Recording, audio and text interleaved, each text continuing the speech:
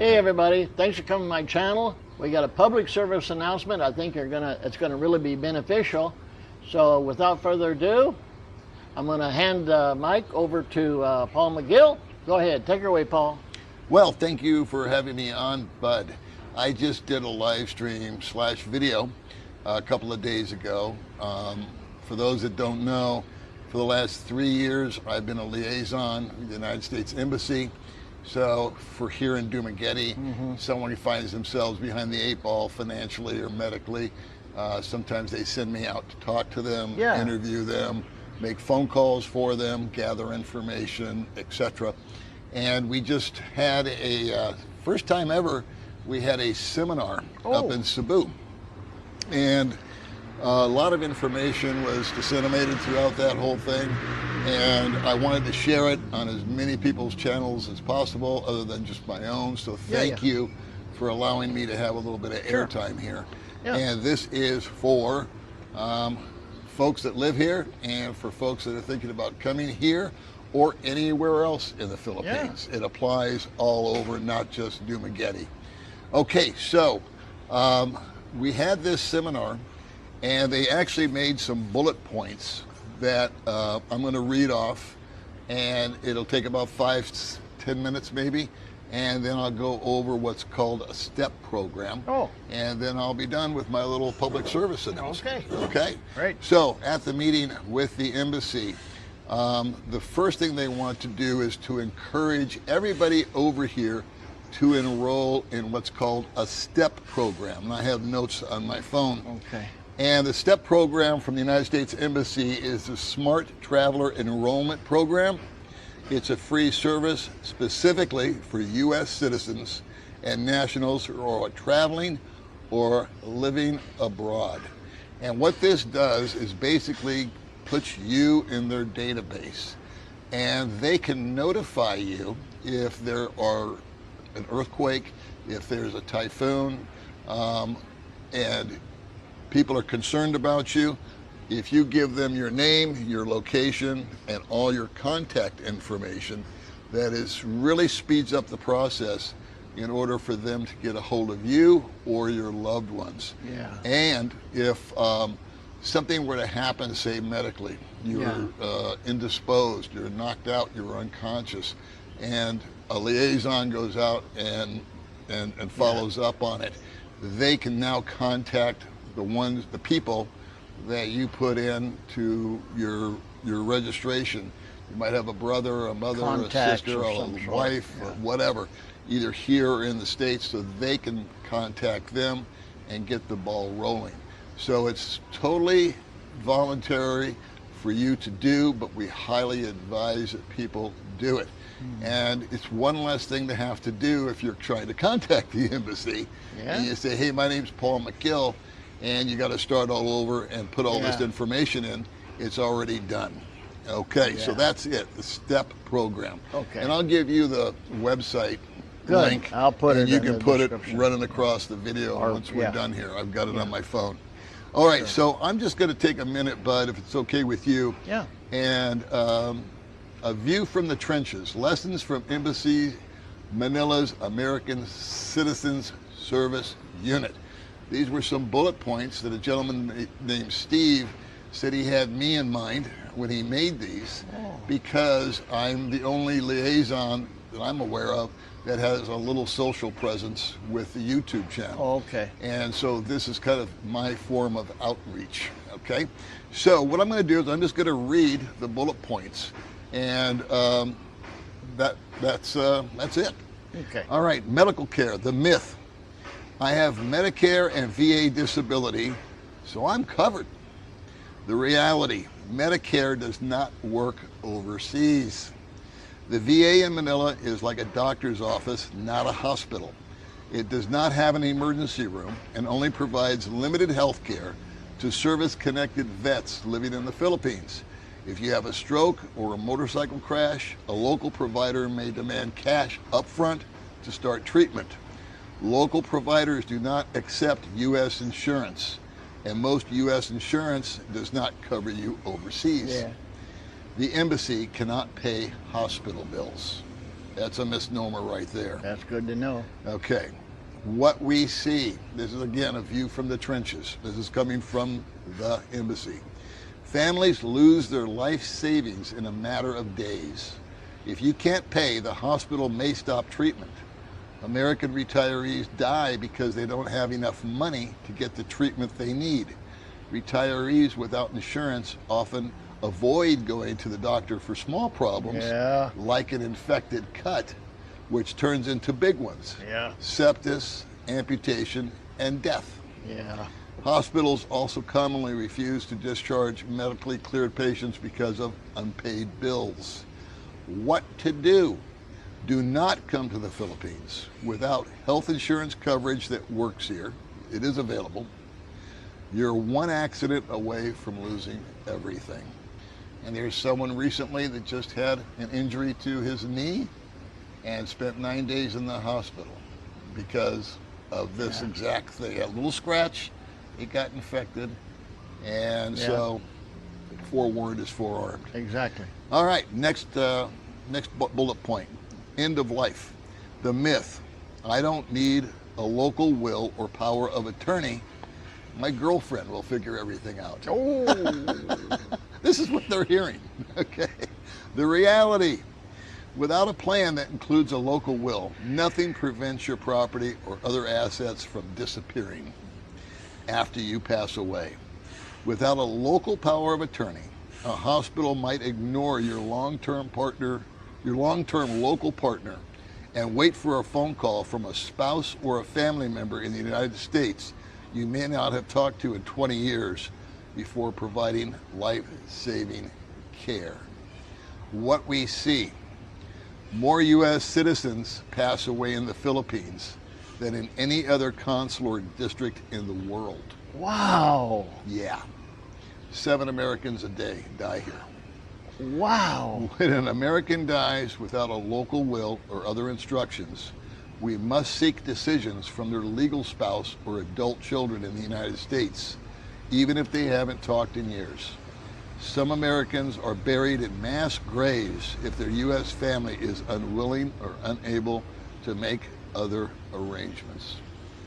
A mass grave is a big hole that just a lot of bodies in it. I call it a potter's field. That's what I've heard. All right, let's see here. What to do? Write a local will and include the names and contact information of people you want informed when you die.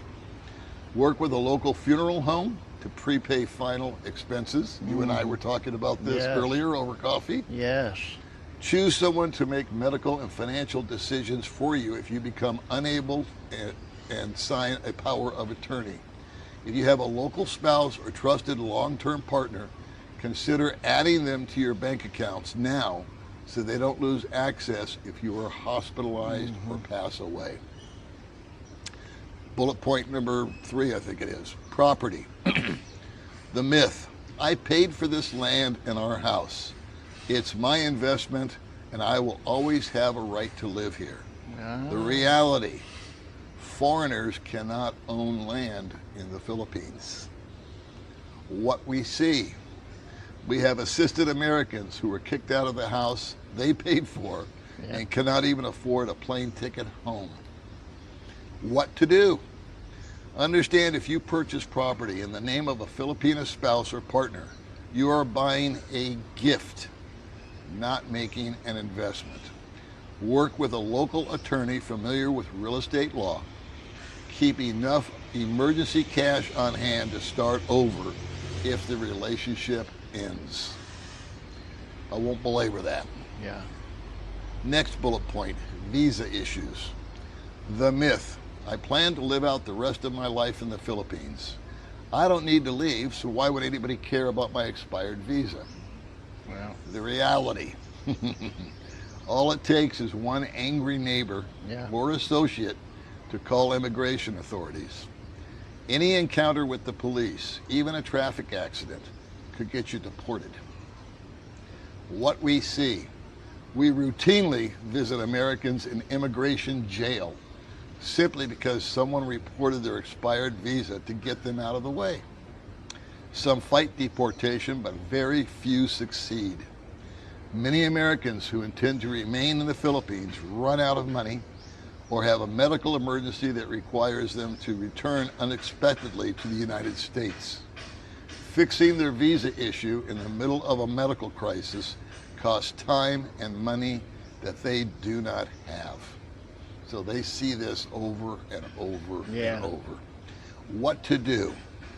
Stay legal. Keep your visa current every single month. Explore pathways to long-term residency, including visas for retirees and spouses of Philippines citizens. Next point, financial issues. I can use online banking for all my needs. The reality, if you lose your debit card or credit card or get locked out of your online account, it can be impossible to get access to your money without going into a bank branch. Almost no American banks have branches in the Philippines. The Federal Benefits Unit and the VA may be able to send future deposits to a new account, but they cannot move money that has already been deposited. It can take months to change banks and receive your first deposit in the new account. What we see, Americans run out of money for food and shelter because they lost access to their bank account. They end up homeless and hungry despite having thousands of dollars sitting in an account they can't access. What to do?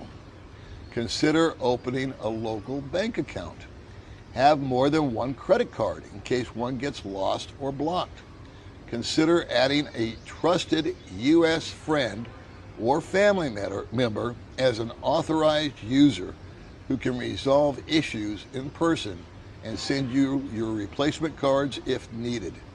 Talk to your local Social Security office before you move to get tips for managing your benefits while overseas. Second to last, custody issues. The myth, I signed the birth certificate, so I have parental rights. The reality, if you aren't married, the mother has 100% legal control of the children born in the Philippines. She can stop you from seeing them tomorrow. What we see, American fathers in the Philippines often ask the embassy for help gaining access to their kids after the relationship with the mom ends. All we can do is refer them to a local attorney. What to do? Think about the local laws and culture before deciding to have children. Talk with your partner about your expectations around child custody. Very good. Last, marijuana and other drugs. The myth, marijuana is legal now, right? The reality, marijuana, including medical marijuana, is illegal here. The embassy cannot get you out of a Philippine jail. What we see, we have Americans in jail right now for tiny quantities of marijuana. It is a terrible ordeal for them and their family, and especially difficult for older Americans. What to do? Do not bring or use marijuana or any other illegal drug in the Philippines. Leave any product derived from marijuana at home, including all forms of medical marijuana. And that's my update. Wow. That's straight from the horse's mouth. That's from the Manila office. What struck me on all this, and I know it struck you because I saw your expression. Yeah. How many people die over here? Yes. There's approximately 500,000 American citizens living in the Philippines right now, or in the Philippines right now, and 375,000 of that 500,000 are permanent like you and me. Okay, the others are here on vacation or visiting or whatever. Yeah. So the point of enrolling in the STEP program, I think, is just as important if you're coming for 2 weeks, or if you're going to be living here for the rest of your life. Yeah. The other biggie that I saw was the visa. Yeah. No one, they don't take anything more serious other than child abuse or something like that. You know, the big major felonies that people can commit. But they take that visa extremely, extremely serious. And you let that puppy overrun. Now, you can let it run over 3 or 4 or 5 days, no big deal. You go in, I forgot, I spaced it, I was sick. It was totally cool. Yeah. They just pay 1,000 peso fine, I think it was. I had that happen to me once about 4 years ago. Oh. I just forgot. And I went in and they said, I was all nervous, and they said, oh no, it's 1,000 pesos. It's less than a month. They don't get too excited. You start to get to that 3 or 4 month mark, then that's it. And what's interesting is you think, well, you know, I'll just not pay it because what the hell? But anybody can roll you under the bus. Yeah, yeah. All they have to do is call and turn you in, and it's an easy peasy one for the police. Oh, I've known guys that, especially older guys, not so easy for them to get around or to go and take care of it. Seems to be a little bit more of a hassle.